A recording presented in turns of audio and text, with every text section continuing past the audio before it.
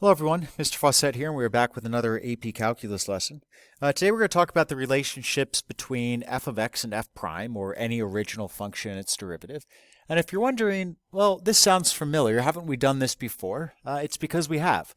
However, these concepts are so crucial to be able to understand in calculus, and they also pop up all over the AP exam, so they're well worth diving into again.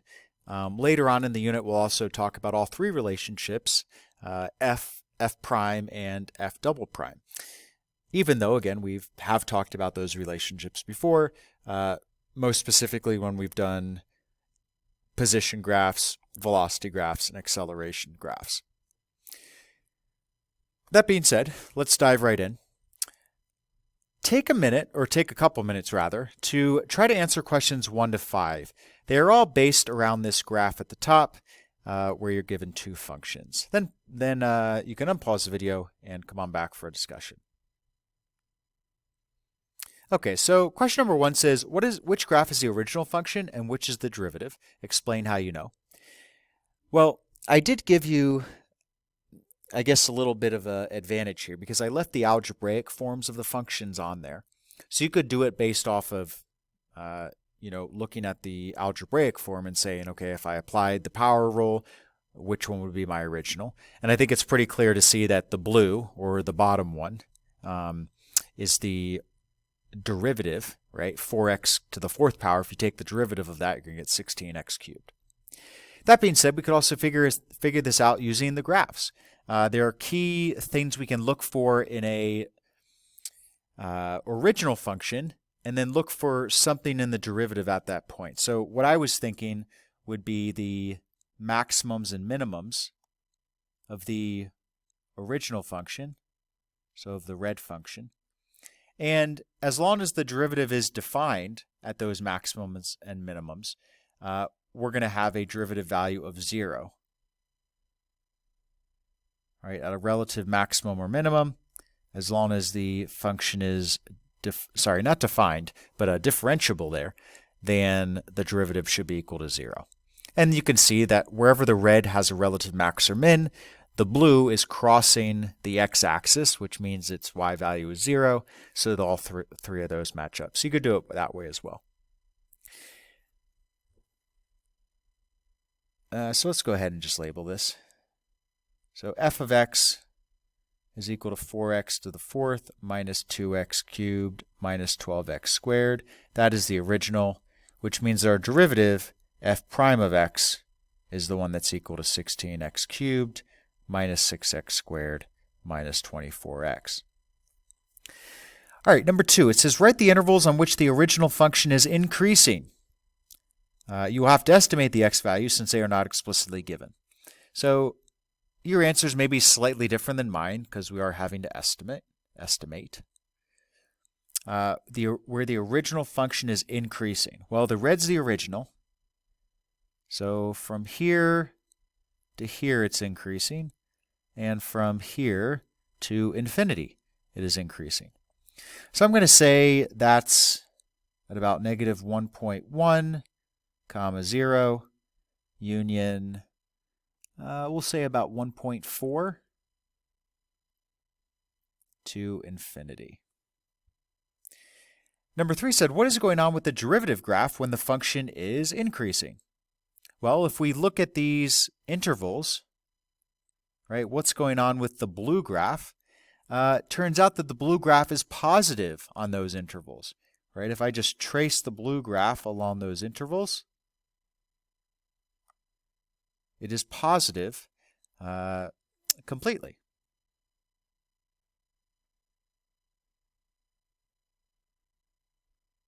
And again, we know this relationship. We know that when the derivative is positive, the original function is increasing and vice versa. Number 4 says write the intervals in which the original function is decreasing. You'll have to estimate the x values since they are not explicitly given. Let's go ahead and do the same thing. Where the original function is decreasing. Could have left that one there at negative 1.1. So essentially, coming in from negative infinity to negative 1.1, and from 0 to, we're going to say 1.4. So negative infinity to negative 1.1 and 0 to 1.4. And we know that I'm not going to scroll down because I don't want to lose everything, but f prime of x is negative on these intervals.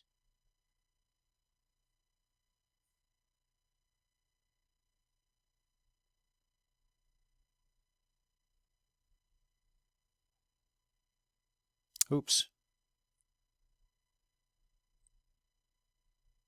If I trace the blue,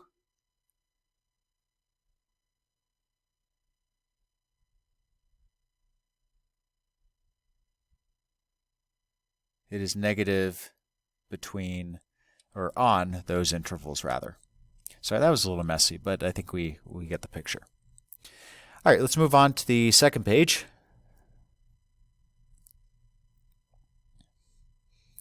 Same graph, just different questions. What are the points where the function has a relative minimum or maximum? So we kind of already talked about this a little bit. It was a way we could have figured out which graph was which. We're going to have to estimate these again, but approximately negative 1.1. We'll say negative 6, looks like. Then we have 0, 0, and we have approximately 1.4, negative 13.9, something like that. Again, those are just estimates of those maximum and minimum points. The blue graph, right, if we look at the blue graph at those points, we already talked about this, the blue graph has zeros at that point. The y value is equal to 0. The derivative graph is equal to 0.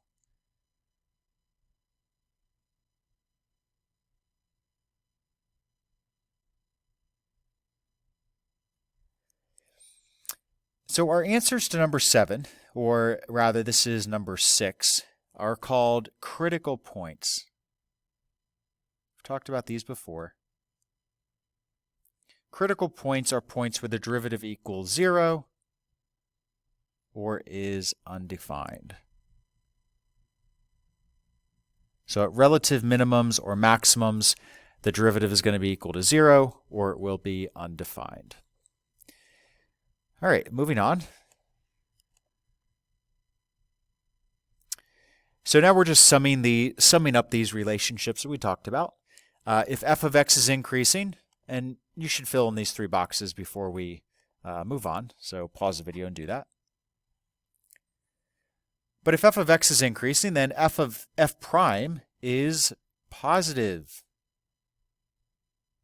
Likewise, if f is decreasing, then f prime is negative. And if f has a relative maximum or minimum, then f prime is either undefined or equal to 0. All right, so those are the main relationships we're talking about today. Now we are going to apply these to some different algebraic functions.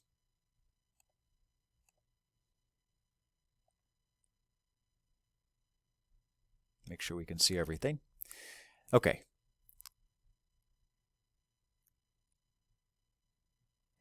These are going to be no calculator problems. Just keep that in mind. We should be able to do everything without a calculator. I think for the rest of these problems I set up for us. So it gives us f prime of x. It says f prime of x is equal to x squared minus 11x plus 18. And we are told to find the critical points of f prime. Well, we just talked about the critical points are where f prime is either undefined or equal to 0. This is a polynomial function, right? The derivative is a polynomial, so it's never going to be undefined.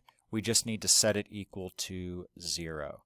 So setting f of x equal to 0, we get x squared minus 11x plus 18 equals 0. Again, this is factorable. We have x minus 9 times the quantity x minus 2 is equal to 0, which means x is equal to 9 and x is equal to 2. So x equals 9 and x equals 2 are our critical points. Now we need to figure out what are the intervals on which f of x is increasing and the intervals on which f of x is decreasing. Well, if these are the only two values where f of x is equal to 0, then in between these values and outside of these values will be spots where f prime is either positive or negative, right? And it's only the only way it can change from positive to negative is at these two values. It may or may not, but these are the only possibilities. If you remember from previous units, we're going to set up a table to do this, or not a table, but rather a number line. So I list my critical points. I put those on the number line. Again, this represents f prime of x. And I need to figure out whether it's positive on these different intervals, whether it's positive for numbers less than 0, positive or negative, whether it's positive or negative for numbers between 2 and 9. Sorry, did I say less than 0, less than 2? Positive or negative for numbers between 2 and 9, and positive or negative for numbers greater than 9. So I need to test. I need to test 3 different points. So I'm going to test f prime of 0, because 0 is an easy point to test. That gives me 18. So I know that these derivative values are positive. I can test f prime of 3. Again, we could do this no calculator. We're going to get 9 minus 33 plus 18. That's going to give me a negative number. It's going to give me negative 6. So my derivative between 2 and 9 is always negative. And then let's test something greater than 9. We'll test 10. So f prime of 10 is equal to 100 minus 110 plus 18 is equal to 8. So our values for the derivative greater than 9 are always going to be positive. Thus, if we know where the derivative is positive and where it's negative, we know where the original function is increasing or decreasing. So let's block off some room here. So increasing on the intervals negative infinity to 2, union 9 to infinity, because f prime of x is greater than 0 on these intervals. You do need the justification. I know it doesn't specifically state it for this problem, but on an AP exam for a free response, you would need to state why it's increasing or how you know. It is decreasing only on one interval, decreasing on the interval 2 to 9, because f prime of x is less than 0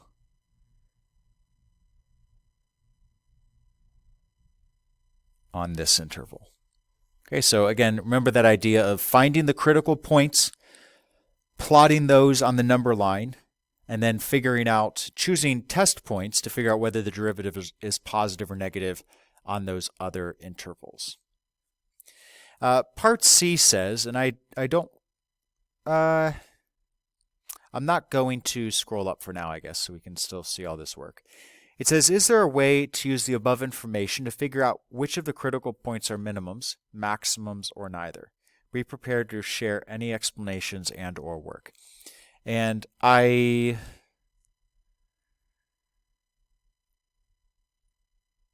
know what? I am going to erase, and I'll just rewrite it real quick. You, fortunately, do not have to erase. You can just keep it on your paper. So if I think back to my number line, right, I had 2, 9, this represented f prime of x, and we had positive, negative, positive. So think about what it means for a function to have a maximum. What's going to happen with a derivative? Well, if we sketch it out, right, if I just sketch out call it a test function, right? If this represents f of x, and here's my maximum, well, the derivative is positive as we approach the maximum and negative as we go away from the maximum, right? The tangent lines have a positive slope, then have a negative slope moving away. So we need to look where the derivative goes from positive to negative, which is at 2. So relative min at x equals 2 because f prime goes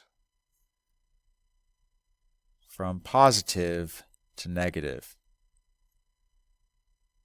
And that would be your justification. You would need to have the number line here, though, to show that, right? You would want to show the AP reader that you know what you're talking about. If we think about what's going on at a minimum, so if this represents f of x, here's our minimum. Well, our derivatives are negative as we approach the minimum, right? Tangent line has a negative slope, and the tangent line has a positive slope as we move away from the minimum. So we look for places where the derivative goes from negative to positive, and that happens at x equals 9. So relative, oh, you know what? I just realized I made a mistake up here. We were doing our relative max. I wrote relative min. So make sure you go back up and change that. This needed to be relative max because we were talking about positive to negative. We have a relative min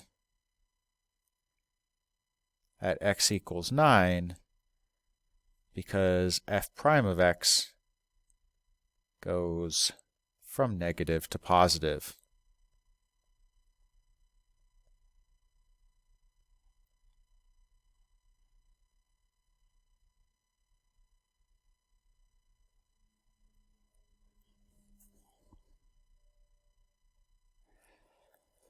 Okay, let's go ahead and do one more, I think.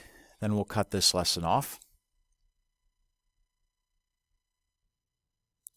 And we're actually going to jump down to the very last question, I think. So we're going to skip 9 and 10.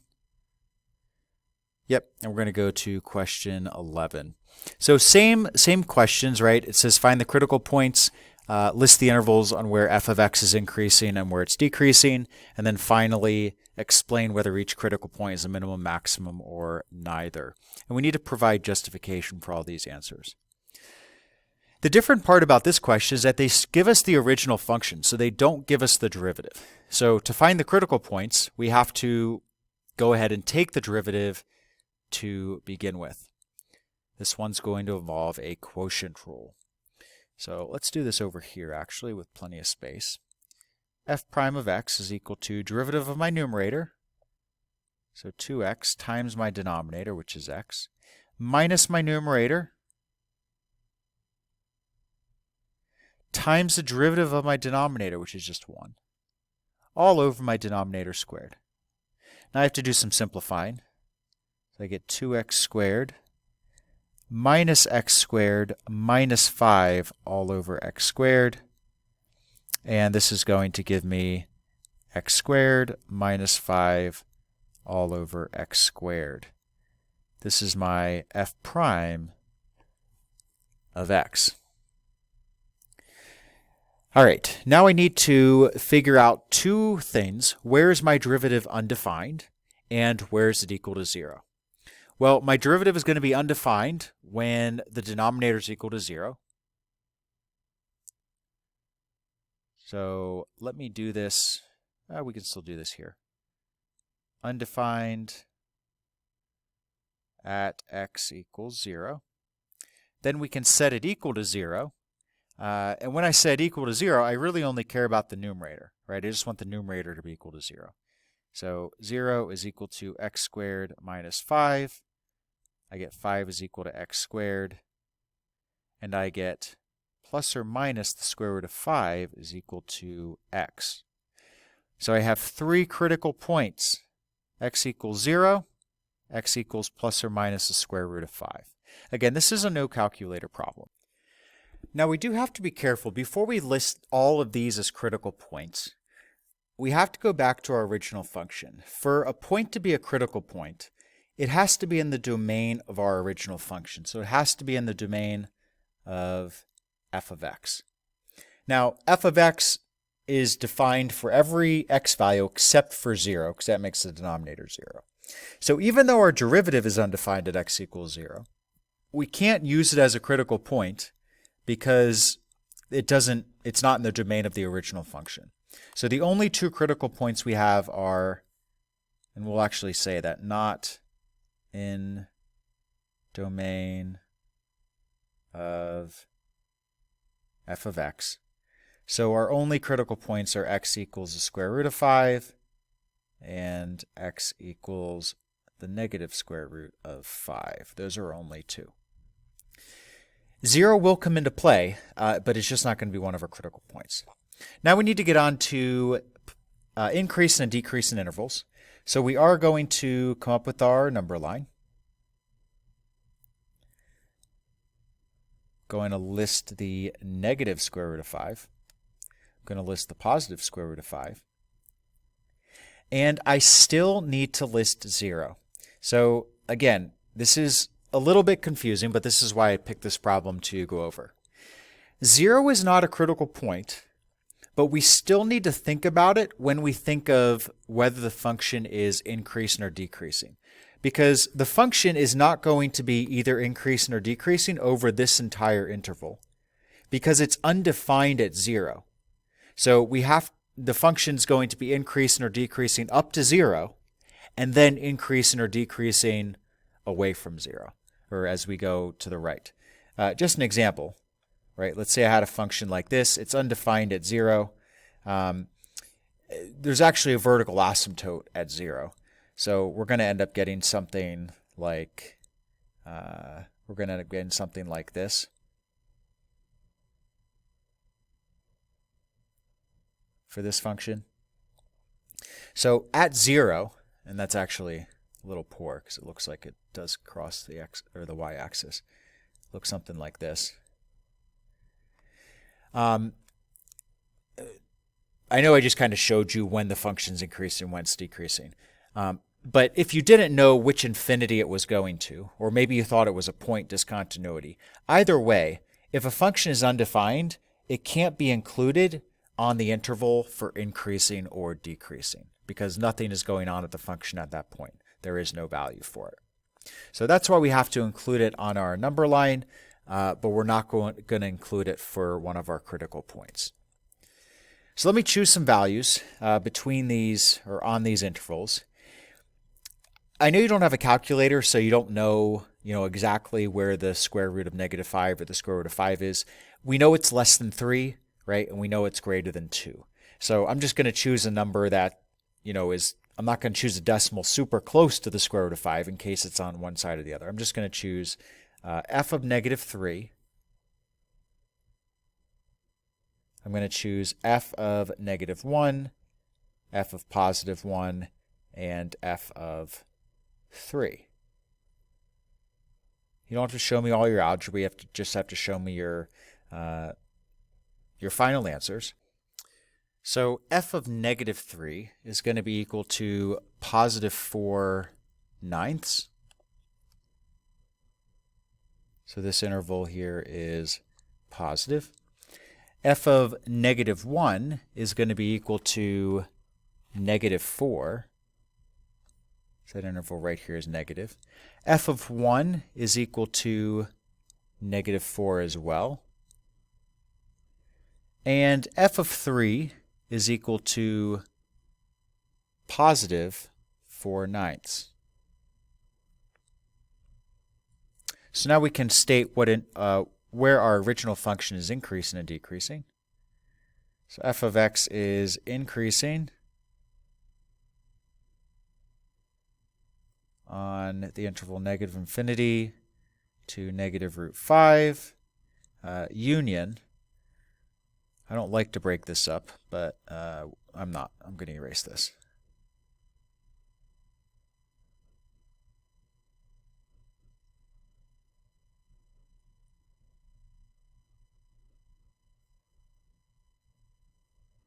Union root 5 to infinity, because f prime of x is greater than 0 on these intervals.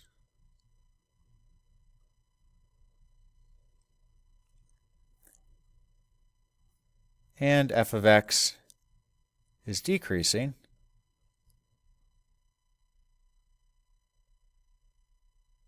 on negative root 5 to 0 and 0 to root 5, because f prime of x is, well, don't need to write that. F prime of x is less than 0 on these intervals.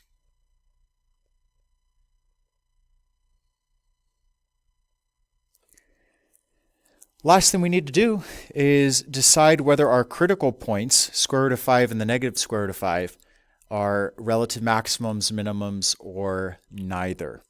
So to do that, remember we need to look at what's going on with the derivative on either side. If it's going from positive to negative, we have a relative maximum. If it's going from negative to positive, we have a relative minimum. So let me get rid of all this. We'll go down there and answer the last question. Quickly redo this number line.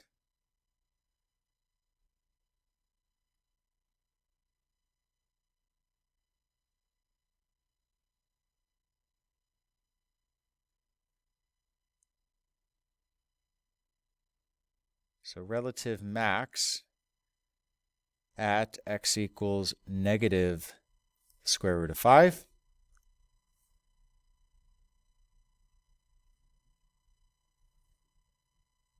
Because f prime of x goes from positive to negative.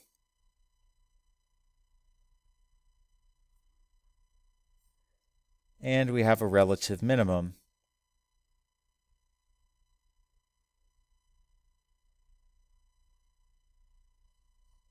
at x equals positive root 5, because f prime of x goes from negative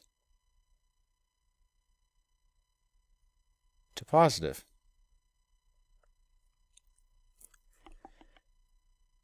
Okay, let us finish off the video with these rules on the next page. Again, we're just summing up what we're doing. So the first derivative test for relative extrema. Assuming the function is continuous at the critical point, again, we need for critical point to exist, the function needs to be continuous. A function will have a relative maximum when the derivative goes from, oops, need my pen,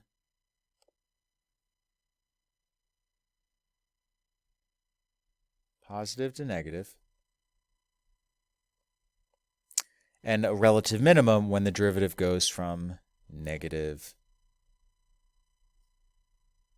to positive. And again, if you forget that, sketch out, right? We did this before in the video. Just sketch out what a relative maximum would look like for an original function. And just draw some tangent lines on there, right? Tangent line has a positive slope as you approach and a negative slope as you go away. And that's a very easy visual to remember these rules until you know them so well that you never need to really think about them again. All right, that's going to do it for this video. Enjoy the rest of your day, and I look forward to seeing you for a new lesson next time.